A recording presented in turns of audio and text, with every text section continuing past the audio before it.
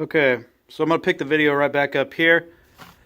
So our data acquisition system read 0.114226. Divide that by 0.05. That's what our shunt is in millivolts. And that equals 2.28452. Take that number, multiplied by 300 amps, because again, that's our shunt reading. And we get a starting current of 685.3 amps going to the starter generator. So that's what this is. It peaks out at 685 amps.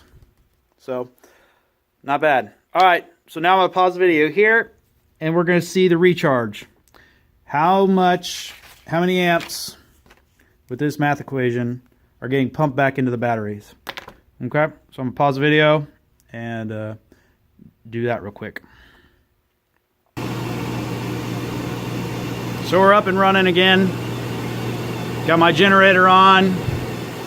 So let's charge up these batteries.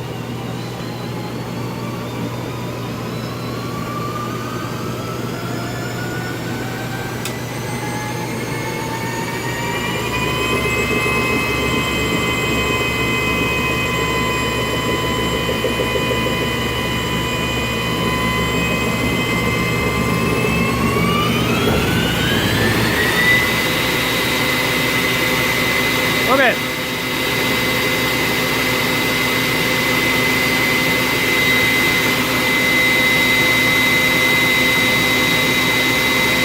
So I'm going to pause the video real fast so I can write down this number.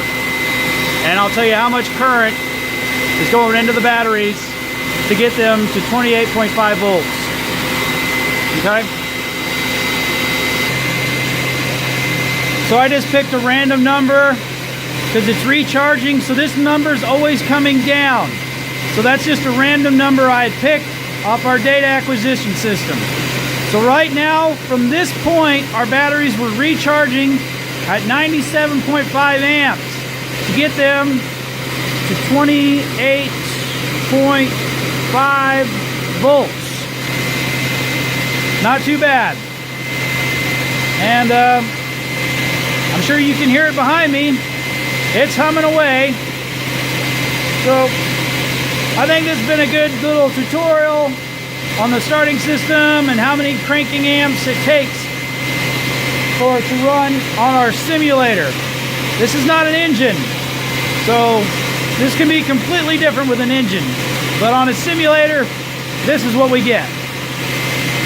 All right. So just do a little overshot of everything, and I'll let you go.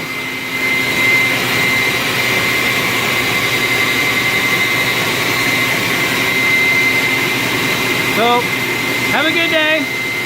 Thanks for watching.